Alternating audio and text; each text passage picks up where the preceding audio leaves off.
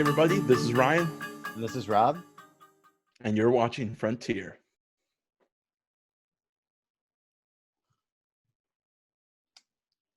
On today's episode, which is episode 9, is that right? Have we reached 9 already? Yeah. Next one better be sweet. All right, so we're watching episode 9, and today we're going to talk about drum gypsies.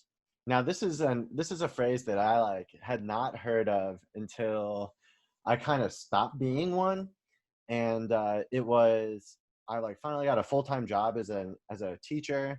I was an elementary music teacher, and my parents were so happy for me, and they said, Rob, we are so glad that you're no longer a drum gypsy. And I was like, what is a drum gypsy? And they're like, somebody that just goes around and just teaches the marching drums. And I was like, kind of just like shocked and amazed and like a little bit hurt.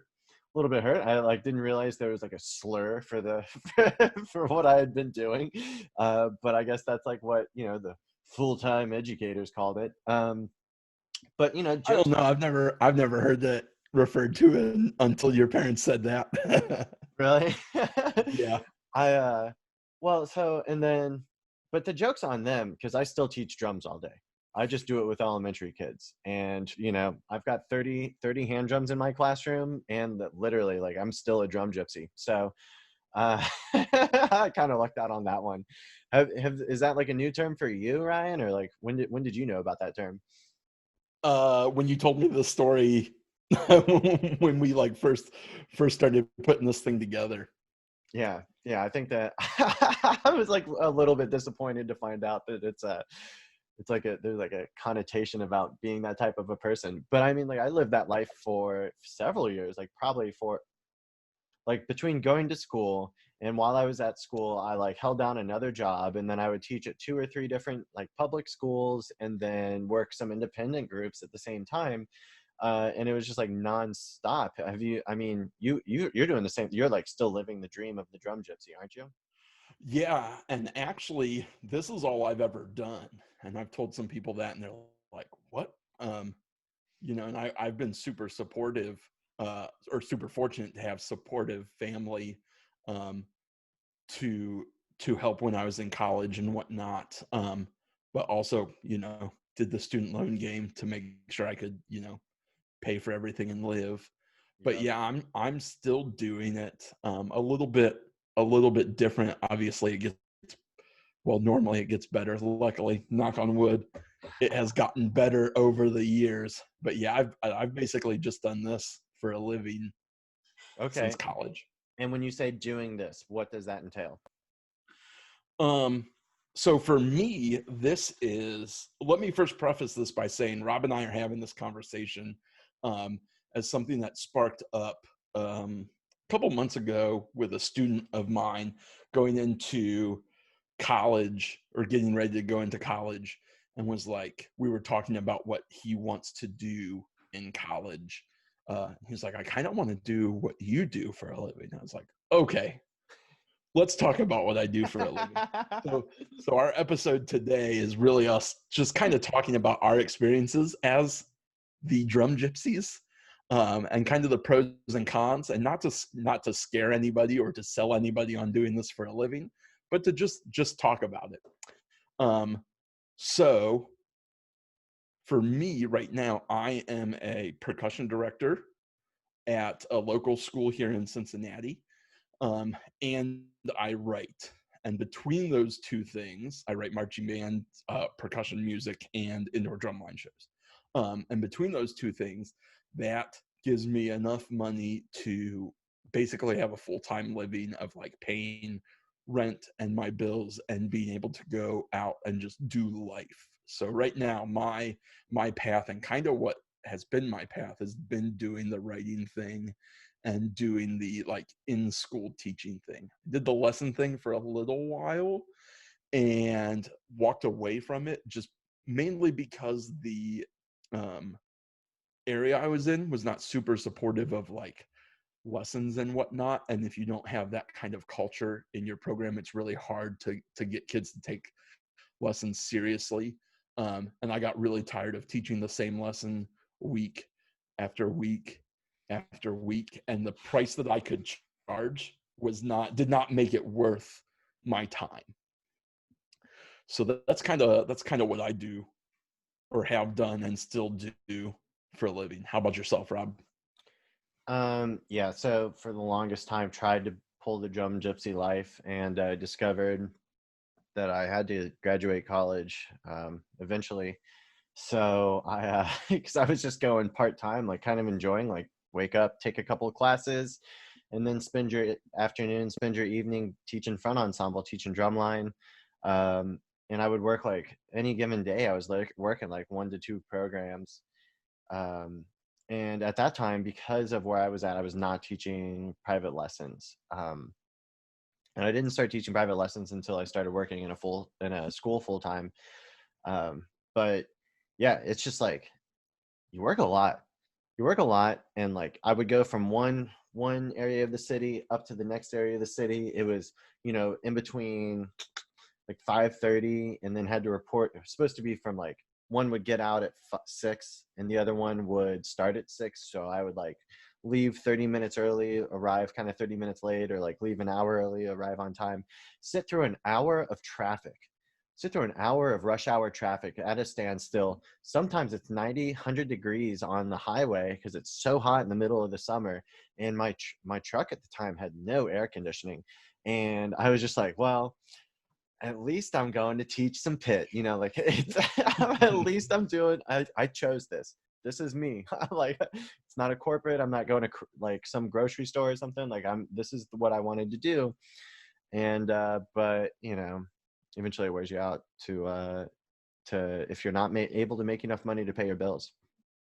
Yeah. Right. And so like I became a paraprofessional within an elementary school, and just kind of fell in love with working with that age group. I would do like some music stuff in the classroom, just like a little bit, just like enough to be intriguing for them. And that like led me to want to do this full time, which teach elementary music full time, which was I guess my way out of being a drum gypsy, which still won it hard, I guess.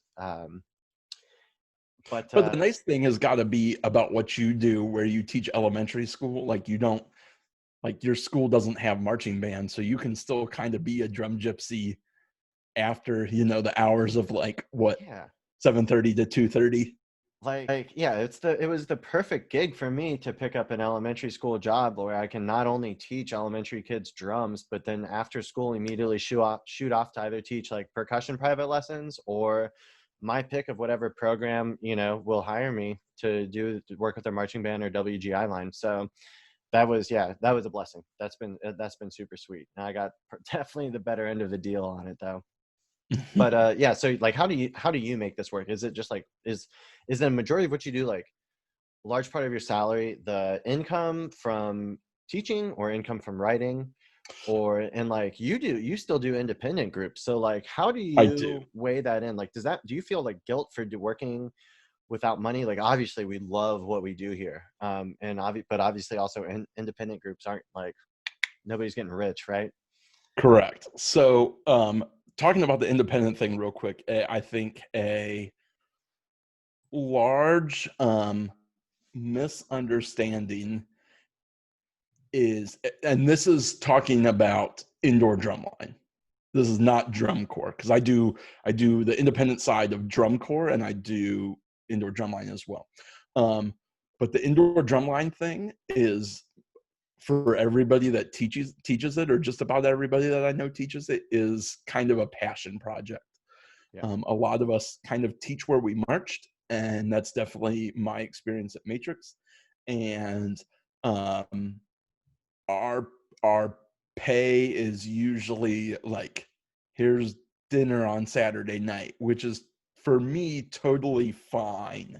Um, that's one of those things where what you're getting out of that as a drum gypsy on the independent side of things is you are getting to invest yourself in a program that's really like, everyone is there, everyone really cares, and everyone is like trying to be as good as they can be, which you don't always necessarily get at the high school level. Especially I have found in Ohio, you don't like not every kid is die hard marching band, want to be great, practice all the time, and not every kid is capable of. Honestly, though, that's like, even I've experienced that even at like the independent groups that I'm at. Like, some people are like, I did open class, and they would like join the open class because it wasn't crazy competitive, so they felt they could get away with like enjoying it for the social aspect or whatever. But yeah, my bad, didn't mean to interrupt, go on. No, yeah.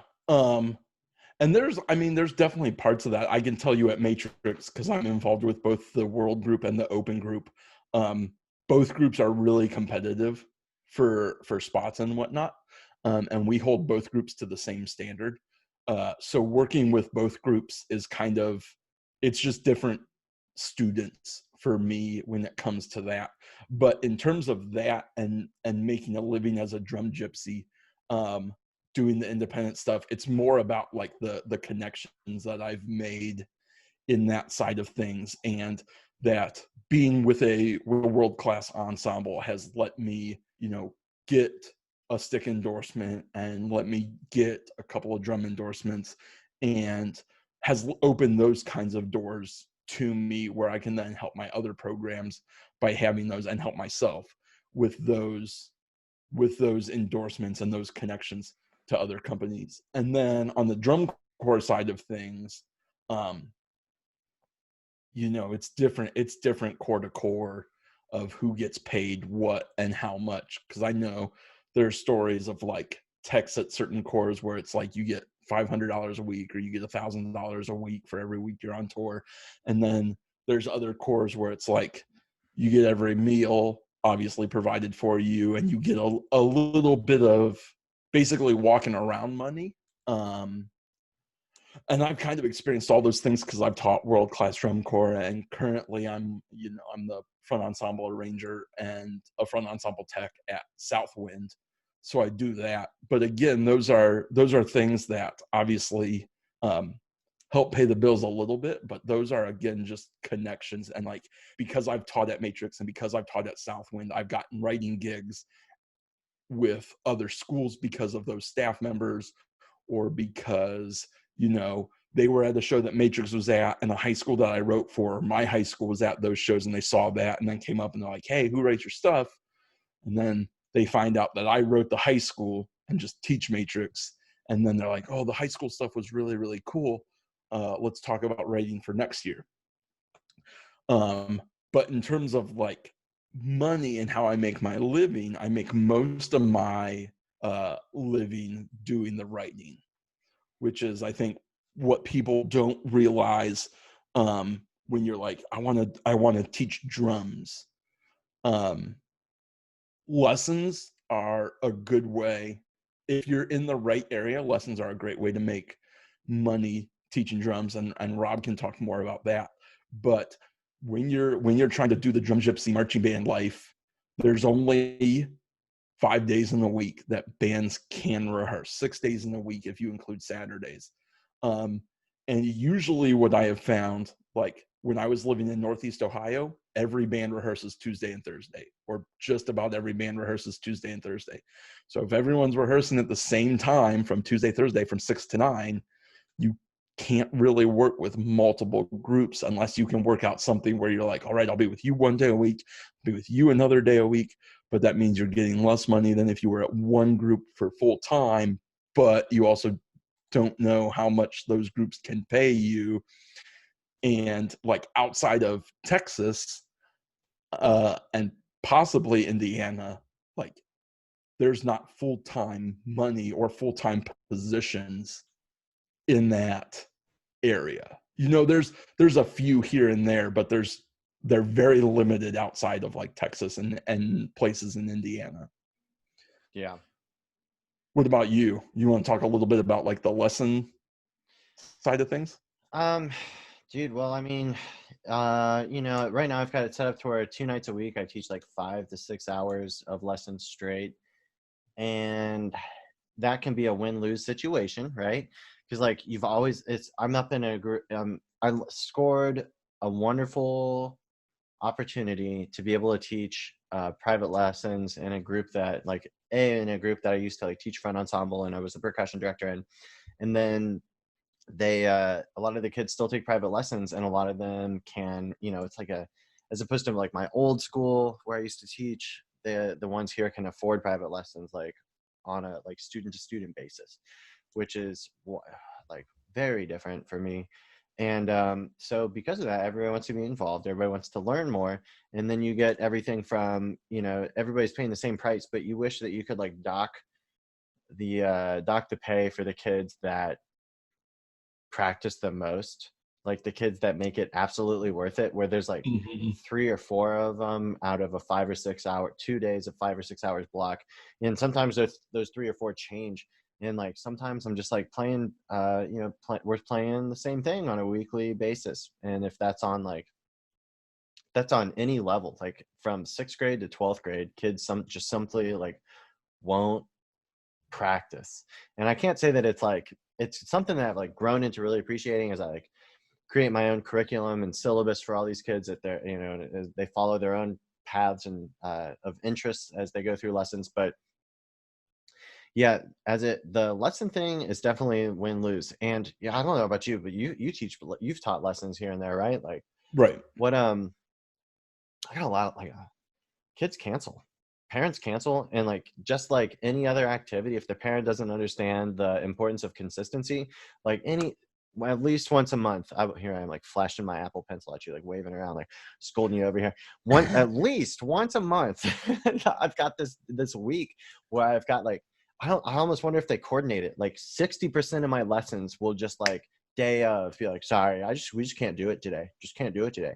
We're going on vacation. They're sick, and like crazy day of. It's almost like they coordinate it too. But My favorite was when they just don't show up and don't communicate it to you.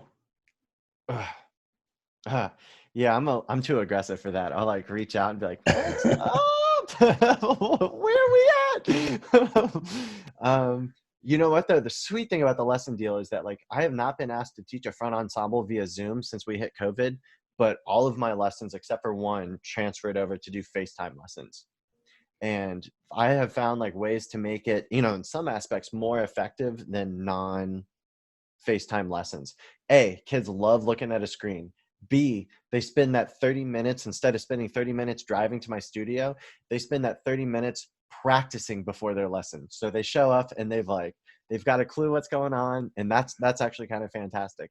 Hint out there. This is something I learned by trying to teach my elementary kids via Zoom is you're never going to be able to get like in time sort of playing. Like you're never going to be able to have somebody play along with you and then give back comments. This is something I'll share because it has been wildly effective to make the best out of the situation. I tell them to mute their mic, turn off their metronome. I put on my own metronome and I play it. They play along. And usually I'll just rep it like 5-10 times, whatever's necessary. I did it with elementary school. You're teaching like the pats, the claps, and the snaps with the vocals and the lyrics. And then 5-10 times through, you're watching them to see what their faces say. You're like, you ready to show off? You try to see what's happening. Are you ready to like see what you did, see what you learned? And I've had like a lot of success with that. Like I don't give them any comments for these 5 to 10 reps. They come back on and they're just good to go. They've got it. They've learned it just through repping it.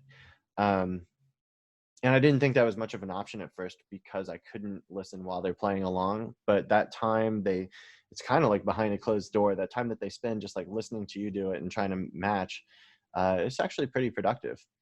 So thankfully, lessons are still an option, even during COVID season. So like moving on to the next topic, because let's be like being honest, like out of the marching stuff, which is why drums were so interesting to me to begin with and why I wanted to teach it.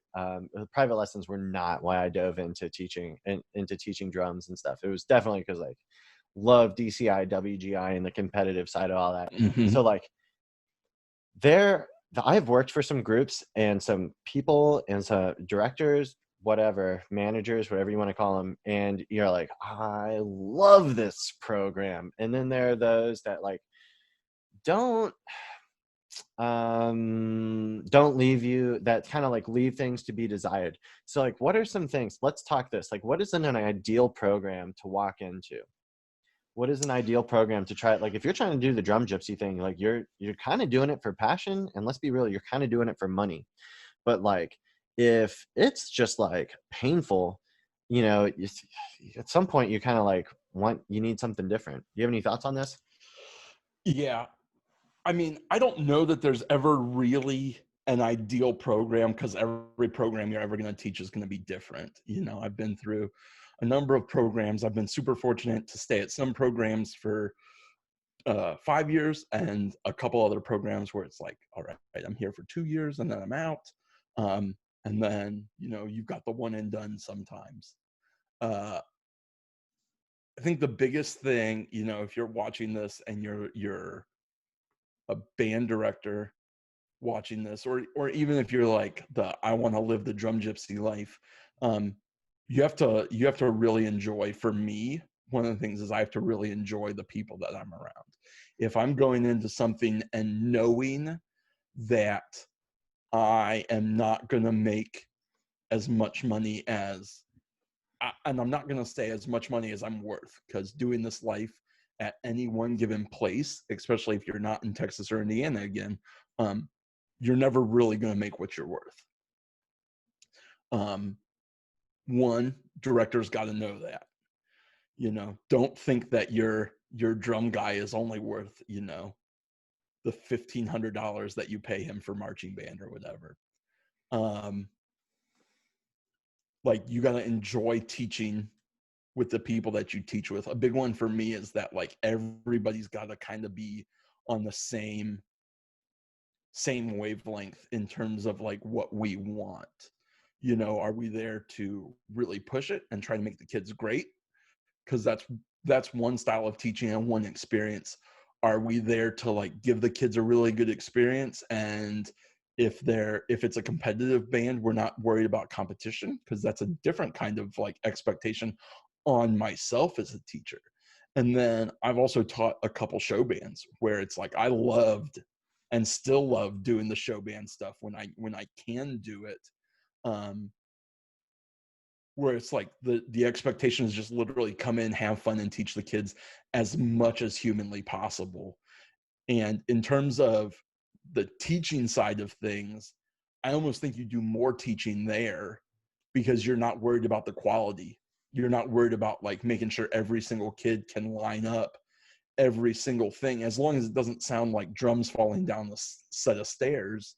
you know like, I could teach kids just as many skills as I could, and I could write the music to a level where it's like it's over their head a little bit, but they're still working to achieve it, and they're learning a ton, and we're having fun, and we're not super worried about like how clean we are. We're clean, but we're not like crystal, you know and that's one thing that, if you're not all on the same wavelength when you're teaching a competitive group of like how to keep kids motivated until it's like crystal clean, or as clean as it's going to be, you're going to get the kids to be good, and then you're going to lose them.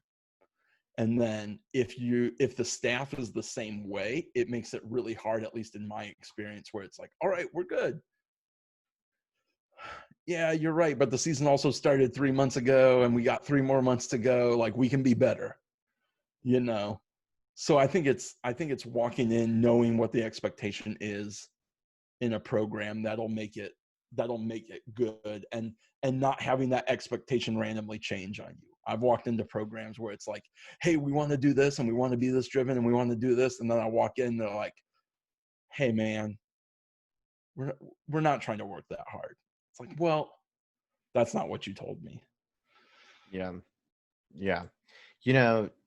I think that brings up a huge point. Like, the only places that I ever got burnt out from teaching, it was because of a lack of communication from the up top. So like, yeah, like you said, goals changed, or, like, for whatever reason, just like an inability to vocalize goals or concerns or anything. And that, I think that's the biggest terror, because the kids see that, right? Like, when the staff doesn't have their act together, like they're not coordinated. And I think it's like really terrible when the kids see that like everybody loses morale in that type of Mm-hmm. a situation. But I really liked how you said that it takes, like, you got to enjoy the people that you're around. Communication's a large part of that. Like, you've got to be able to work with, I think, like, a lot of people joined band to begin with because it was a social activity, right? Absolutely. And that doesn't, honestly, like, that doesn't change for people that are teaching it. Like, and I have worked for some mercenary band directors where they, like, don't, that's not how they act with their staff. And to Hmm. man, that was just, I worked for a group like that, and it was like a very weird climate, honestly. I think that's like the most thing to keep in mind, is that even the people teaching it, like, we enjoy it because it's like, not obviously we love the instruments and the drums, but they were like a medium for the social aspect of the whole activity. What do you think? Yeah, I mean, I struggle, and luckily I haven't really worked with many or any band directors that are like super mercenary business type things, type people, when they approach this activity. And my response when those kinds of things happen is, if we're going to treat it like business, let's treat it like business, which means I need to get paid like it's business, Right. you know. So that's always been kind of where I put myself in a couple situations where I've stuck around maybe a little too long because I enjoyed people so much, um, and didn't take advantage of opportunities um, that could have bettered my life. Now I think I'm just, I think my life is great. Other than, like, there's some struggles with this, which we'll talk about here in a second. Um, but yeah, I think the biggest thing you can do is just make people feel like they're wanted. Yeah. Like, I can't tell you how nice it is to, like, when we go out as a staff. And that's one thing I will tell everybody. Like, everybody that is like, what's the first thing I should do when I get a gig and do this and want to do this? Hang out. If the staff is going out, go out. If the staff's not going out, get people to go out. Like, hang out, build that camaraderie, and learn from the people that have been doing this. Um, Yeah. but the biggest, like, it you would be amazed at how, when a director, like, picks up your food when you're hanging out, or picks up the soda pop you're drinking or whatever, you know, and just, like, says thank you. That goes a That's got, really, really long way. yeah. You and I work for somebody that's like that, and that's super sweet, honestly. You and I may not be on that same type of terms if it weren't for the guy that we work for, like, creating this type of a wonderful atmosphere for everybody to come in and teach. Absolutely, absolutely. And I'm super fortunate that the last couple band directors I've worked for were like that. Like, we go out after rehearsal on a Thursday night, or we go out after the football game, you know, and as we're leaving, when they're coming around, we're like, all right, we'll take our check. And the waitress is like, it's already been paid for. And you're like, come on, you don't have to do that, but thank you. Yeah. you Yeah. know and I think those things go a really long way, especially when you're trying to keep your staff. Again, for band directors that are watching, and just directors that are watching, I'm not saying you should take them out all the time or whatever. Like, I don't need wined and dined, but a Right. simple thank you goes a really long way in a job and a lifestyle that is relatively thankless. Yeah, it certainly can be, especially depending upon what kids you have. Um, like, students, what have you've done several different independent groups. Have you, other than the ones that you're with now, like talking WGI, have you worked with any smaller groups, or has it just been like you aged out and you went right back to where you're at? um no, so I stopped marching in 2008, and then I was doing the college thing and finishing up the college thing. And then I started teaching again indoor in um, 2011. Okay.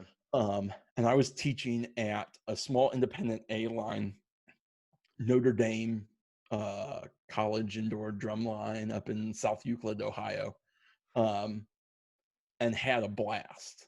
And it was like my first experience teaching like real front ensemble and teaching an indoor drum line.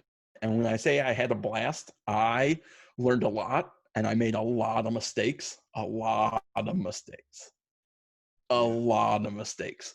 Um, but I learned a lot from those, and it took me, I was there for 2 years.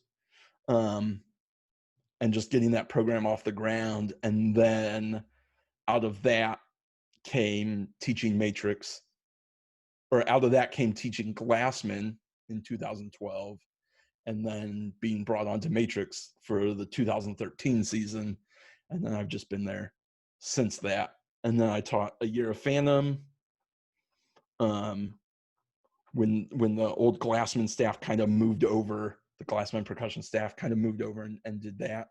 I was there in 2015, and part of this Drums Gypsy life, like at some point your life will probably fall apart. And Like yearly. yes, and I had a massive life explosion in 2015 that just was, I did not do my best teaching. I didn't do my best like caring. I just wasn't my best self, and took a break from DCI. Kept doing the indoor thing, but took a break from DCI until 2018 when I jumped onto Southwind. Yeah. Yeah, no, it's like it's a very fragile life, and like sometimes I remember like going from band to band, leaving class, going band to band, and like you don't really have a time to like decompress or breathe really, because you're like going hard trying to Yeah, like make a wage, honestly, or just trying to like find success in your programs, to be real. Like yeah. I uh mean, there were falls and summers where it's like teaching one band in the morning, like 9 to noon, jump in my car, drive to another band, teach another band from like 1 to 5, jump in my car, teach another band 6 to 9, and then drive an hour home. yep. And like the last 2 years, like last year, I did, between tour and band camps, I did 9 straight weeks of teaching like 6 or 7 days a week. And it gets to you for real. You have like a day Mm-hmm. off and you're like, I don't like what do I You're, do I with mean, myself? you sleep. Yeah, yeah. Right, exactly. Like you wake up at 5 p.m. and you're like, what do I do with myself until I go to bed here soon? Yeah. Right. Well, and then add on top of that, if you do the writing thing, like you got to do all that. Like I was teaching 9 straight weeks of band camp and having to write. So like I had a band last year that got me stuff really late, and then needed it turned around really fast. So I was like teaching a band camp from like 9 in the morning till 5 at night, and then going to the house I was staying at because it was far enough away from my apartment that I couldn't make the 3-hour drive back and forth. So I was staying there, and then I was exhausted. Obviously, you've been in the sun for 8 hours and stayed up another 5 or 6 hours to like finish this drum feature that they had to have that day. Yeah, but you know what though? Like there's something to be said about this, because if it was any other job, I'd be like livid at myself for putting myself in that situation. But like because it was what it was, like you just like all day long, you just like the next hour has so many goals for you. And then the hour after that, or like the next school, you're just immediately like, all right, no, when you got to get this done, need to have this happen, got to work with this one. You enjoy it all the way through. It comes to writing, Mm-hmm. and you're like not when I was doing it, not once was I ever just like, I think I chose poorly. Like, obviously you're like, obviously the whole time you're ramming your head and you're like, I don't make enough money. but, but, uh, Right. but that by no means are you just like, hey, I hate this. Like never once. Maybe there's like a particular kid that's like on your nerves, or like, boss, have band director or like staff member or something that drives you a little bit nuts. But like usually there are like several great reasons to keep going. And I try to like describe how hard I worked when I was doing it full time, which even now, even though I'm only working with like one program mostly, on occasion too, um, even now I still like work really crazy long hours, and trying to describe to like friends and girlfriends or whatever as to like why you put yourself through it is like so difficult, but it's something that they don't really understand. Clearly you're not getting rich. Like, I'm not paying for all those movie tickets and dinners. Like, no way. uh, can't afford that. I'm a drum gypsy.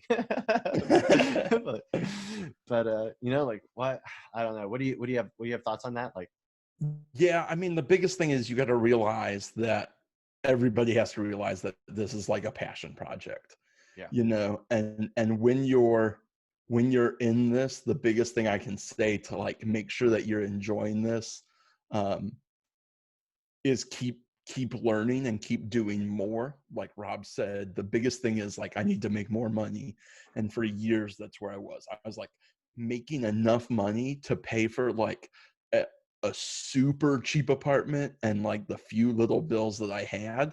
And then I went through a year where I didn't make enough money and racked up like credit card debt just to stay alive, and now I'm still feeling yeah, the effects of that. I've seen But that, dude. like Yeah, I've but seen that, and I know somebody is just like, he's like, yeah, but I teach so and so, and I love it. He's like, I'm thousands of dollars in debt, and he's like, but it's like, oh my gosh, bro. right, but right.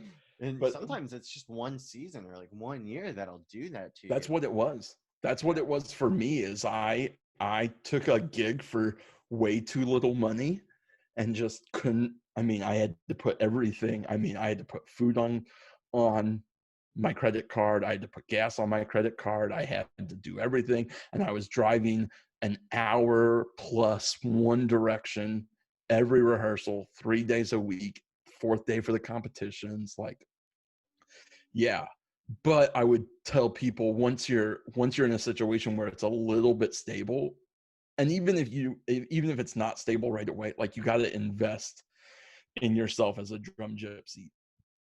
Like you can't, like, now that I'm doing the writing thing, or I've been doing the writing thing, I'm like getting into the sound side of things because there's more money if you can do that. And last year I started doing Winter Guard soundtracks because everything that I was learning about the sound stuff was like, oh, I can cut tracks up and sew them together and put bird samples under everything. Um, and that kind of stuff. And it's learning how to diversify yourself and invest in yourself, and then how to use those things in multiple different outlets, so that one day you're not like, I have to make more money, I have to make more money, I have to make more money, to where like I kind of am right now, where it's like, all right, I make enough money, but I want to make more money. How do I do that? yeah, Do those things. yeah.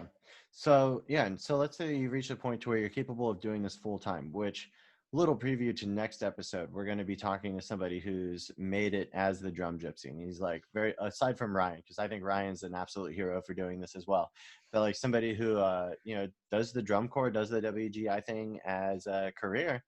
um how do you progress yourself along that line? Like, how do you get yourself from, like, I'm teaching one group with maybe a couple lessons, but this isn't a living, this is like part-time. How do you go from having to work your server job or work your factory job while teaching drums to making that a full-time gig?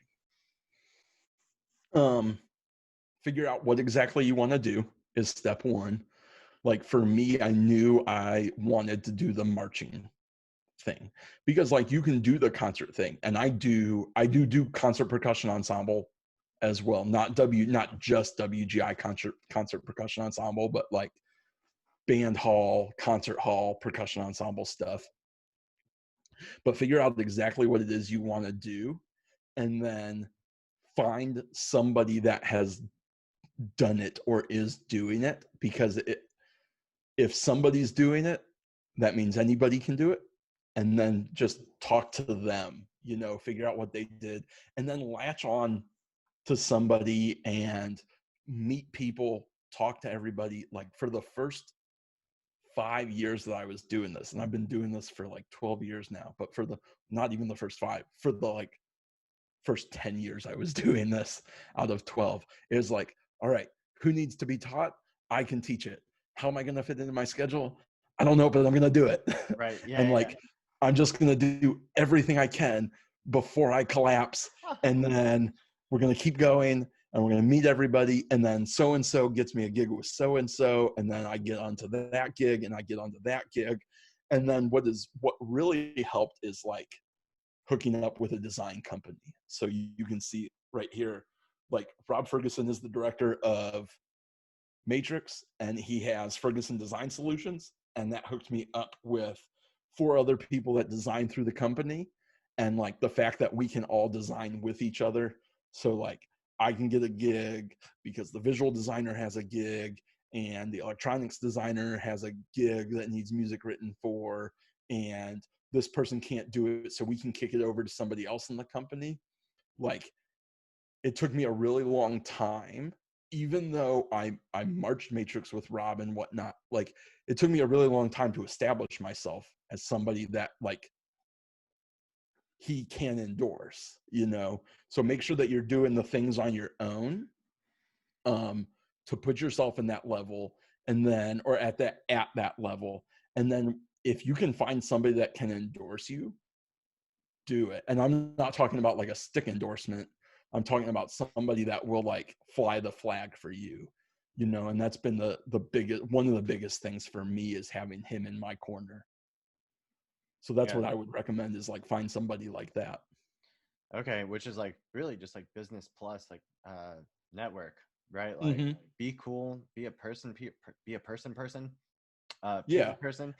And I don't think of it as networking, because I'm not like trying to set up the next deal. I'm just like, I meet Right. people, and like if they like me, they're, as luck has had it, like if somebody likes me, they usually end up helping me out by getting me a gig, or like teaching Southwind. Like I've gotten a writing gig out of that. Somebody saw my front ensemble stuff, or one of the guys saw that I wrote the front ensemble stuff and then hired me to write the stuff for their high school's indoor drum line.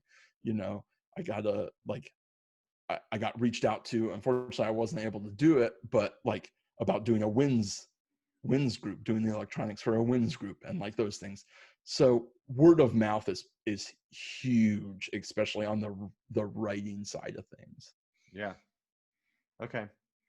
That's cool. So what are talking about some of the struggles, which I mentioned we'd talk about a little bit later. Like for you, what were some of the pros and cons? Like, because doing the Drum Gypsy thing is not just a job; it's a life. At least I think it's a lifestyle. Cons. Well, you know, like you said, it's a lifestyle, and with any lifestyle, there are goods and bad things. Like it was always sweet to have like people that I marched with hit me up and be like, "Yo, need a place to stay." I'm like, "Yeah, absolutely. You guys are coming up for the regional, whatever. Fine, yeah, sleep, hit my couch." That was always sweet. Negatives though, like other than like not making money, you mean? For me, man, honestly, like I think like I've had several wonderful experiences at different public schools. Unfortunately, a couple of the independent places that I worked at were like still in the young stages of like progressing and still growing a little bit. And like the staff didn't quite necessarily work like a well-oiled machine. And between like if like you said, it's really important that you are shown appreciation. It's also important that you're like really on top of your game if you're going to be doing this as a living, because like there are a million people that want to be teaching drumline, right? There are a ton of people that want to do this. Whether they're good or not is up to up to debate, but like, are the people out there to get the jobs? Yeah, probably. um and it's just like, if you're not receiving appreciation, or if you're not gelling with the staff, or if the kids don't want to be there, and you're like traveling 2.5 hours every weekend to get out to rehearsal and then staying at some place that has cats. I'm allergic, not a fan. Always had to sleep at somebody's house with a cat, and like always woke up just super sick on Sunday morning. You know, and then what? And then like you're like rehearsing, you're sick. The kids are like sometimes not always on their A game. Sometimes they don't want to be there, if depending upon what level you're teaching, or like the general vibe of the ensemble. Yeah, I'd say for me the cons are like that can just stack up so much, as to where you're driving out there at the end of the season or mid-season, and you're just like, why again did I choose to do this? Like public school, I never had an issue with that. Never had an issue doing that on a weekly basis. But on it's like helped so much though ever since then, ever since I learned that, to like make sure that I know who I'm working for. Like it helps to, you like hear about these cons, and like I always ask like, all right, well, who else am I working with? Are there, making sure that I introduce myself in like a very friendly manner to kind of like set the scene. um and cons, it's like I think like at any job, it's really easy to start digging into the negative facets of what's going on. And you got to be intelligent as to what you can handle, like mentality wise. You got to make sure that you understand that there's a difference between like venting to people versus like having a really poor reality. You got to realize that a lot of these things that you see that are like a huge issue, the kids don't see. And like weighing like decisions on like, should they see these things? Is it like wise to know like how it is. Let's see here. I wish I could like share like a good example, but I'm just absolutely not going to. But like I don't know. You like you find yourself in like all sorts of these like weird decisions depending upon how stressed you get at the towards the end of the season, and it can just like absolutely wear on you, as to where the lack of money can just burn you out. And then like you said, you had a season where just like you folded, and things like life in general just kind of falls apart. You like have a hard time caring whatsoever. And sometimes that can be a little bit difficult to recover from. Especially like during the season, I'd say it's like impossible. Like you're having a terrible season, the kids are just like not appreciative of your presence or like your knowledge, and maybe you're the only staff member that ever shows up, and the kids still don't care. Like that, like I'm not coming back to that activity for a while after that. Thankfully, I only had like one of those experiences, and otherwise it's been, the cons are like far and few between. I'd say my dad said this to me best, and he's a music educator too. He said, the sweet thing about being a teacher is that when it's great, it's wonderful. It's fantastic. Everybody's smiling, kids are laughing, everybody's having a great time. And most of the time it's like that. Like most of the time it's absolutely wonderful. But when it's bad, when it's not like that, it's awful.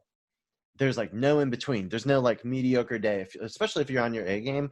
Like if you're always bringing it to the table, that things are always great.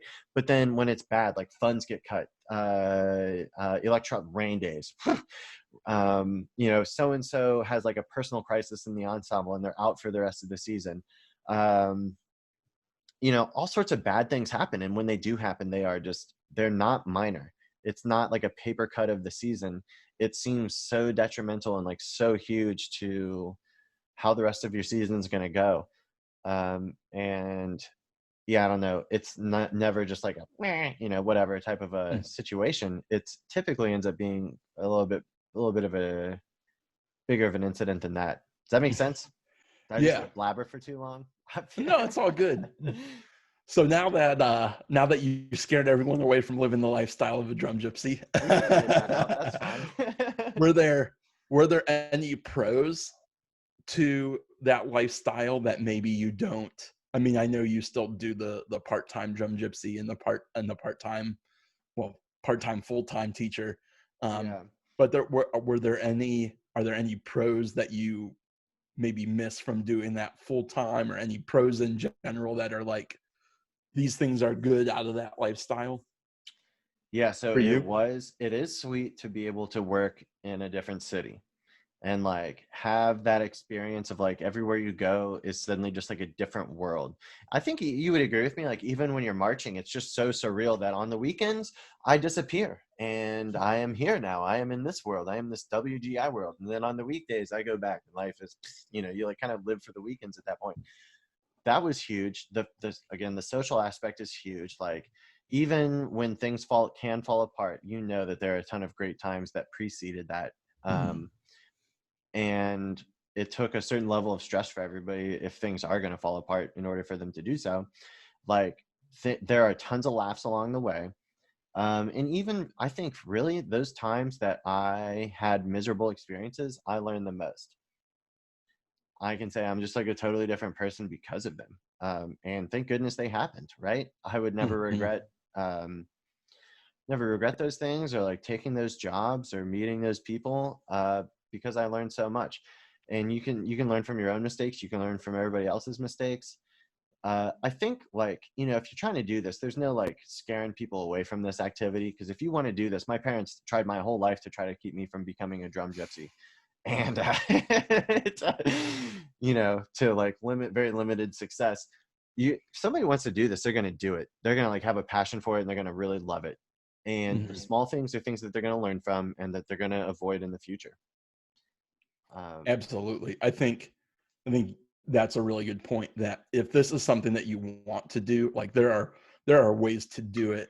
And when we talk about this, like there are a lot of cons to this lifestyle. The fact that I don't have health insurance is a con.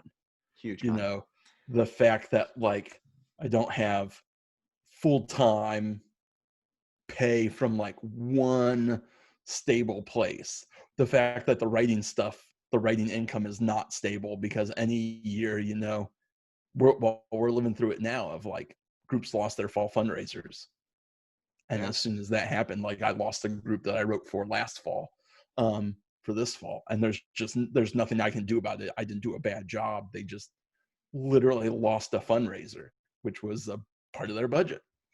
Um, but the pros, like seeing a kid's face light up the first time they get a concept that you've been like stressing about them getting, is a pretty amazing experience. you know as Rob said, the fact that you get to see different places. Because I've done the Drum Gypsy life, I got to travel to Europe with Matrix when I was a member, and I got to travel to Taiwan when they did their international tour at Taiwan a couple years ago as a staff member, and I got to teach and see, like, when they say music is a universal language, like I literally got to see it, where you're teaching kids that don't speak the same language to play like some of our exercises, and those things. And those are experiences that I never would have got as a 9 to 5, you know cubicle job. Nothing wrong with that. Just not for me. Just not for me. But I do think that, like, kind of a little parting take on my end is that if you want to do this, like, you have to be super durable, because this lifestyle will beat you up. And if you are not durable, um it's really, really hard. It's really, really hard, because you'll spend years like struggling. You'll spend years where it's like, all right, in order to get this apartment, I have to live here with like 6 other people. It's a two Four bedroom. of us have to have the air mattress, and one has to be on the couch. And then our girlfriends or boyfriends have got to stay over to also help with the rent part time. And then everyone's got to only eat like 3 spoonfuls of stuff. You know, Yep. most of that's a joke, but I mean, it does put you in Not that situations much where of it you got though. to make those lifestyle choices. But for me, I will say that it's been worth it so far, and I'm slowly starting to see the incline of everything. And I've been in a situation where I've been able to sustain this lifestyle for a little while, minus the like 1 year where I had to, go ape crazy on a credit card. Um, like, things get better the longer you can stick around, and part of it is just, can you outlast the other people doing this? you know Yeah. Yeah. You know what, when I graduated college, which I sure did outlast a lot of people. But of course, I was hmm going part time. I make jokes. But like one thing that my percussion teacher imparted with me is he was like, Rob, you want, and gosh, he was like such an awesome professor, very caring, really cared about every one of his students. Um, and he said, Rob, like, if you want to do the percussion game, you just literally need to stick with it. He's like, I know so many people that are just realtors now. They started in music school and now they sell houses, and right. or they just leave it for this or that, and all you got to do is just outlast them. And yeah, that's so true. Sometimes you just got to put your head down and Keep your goals real. Keep the carrot at the end of the stick. All right. So kind of as a as a parting words, if you, with your current knowledge as a drum gypsy, could go back and tell yourself at 18, 19, whenever you started doing this, one thing that you feel like would change the trajectory of getting to where you are now, like getting you to where you are now a couple years earlier, what would that one thing be? Um,